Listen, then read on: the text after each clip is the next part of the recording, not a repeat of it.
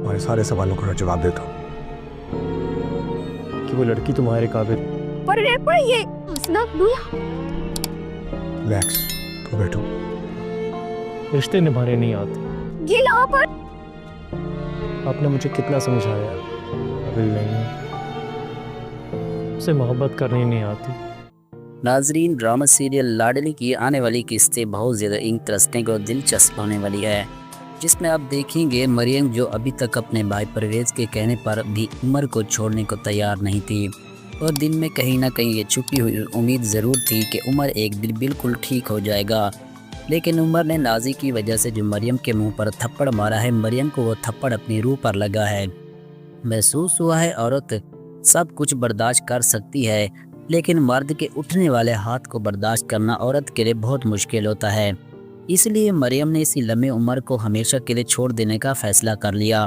फैसला कर देती है क्योंकि मरियम को इतना तो मालूम है कि एक न एक दिन उमर के सामने नाजी की सारी हकीकत आएगी, और उस दिन उमर के पास पछताने के सिवा कुछ नहीं बचेगा। उसे पता चल जाएगा कि उसने अपने बाप भी इसी नाजी की वजह से खोया है, और अपनी मुखलिस बीवी को भी अपनी इसी बहन की वजह से हमेशा के लिए खो चुका है। अब जब मरियम परवेज़ के पास जाती है तो परवेज़ भी फैसला कर लेता है कि अब मैं अपनी बहन की आंखों में मज़ीद आंसू नहीं देख सकता। इसी नाजी का असल चेहरा सब के सामने लाना बहुत ज़रूरी है। तभी वो बाबर से रब्ता करेगा और बाबर से कहेगा कि उसके पास नाजी के ख़िलाफ़ जितने भी सबूत हैं परवेज़ के साथ चलें और वो सारे सबूत नाजी के घर वालों के सामने रखें। और इसी सिलसिले में हुस्ना भी उसके साथ जाएगी। जब ये लोग जाके उमर और बाकी सब घर वालों के सामने नाजी की रिकॉर्डिंग्स, नाजी की वीडियोस और नाजी के बाकी सारे राज खोलेंगे तो उमर हैरान हो जाएगा।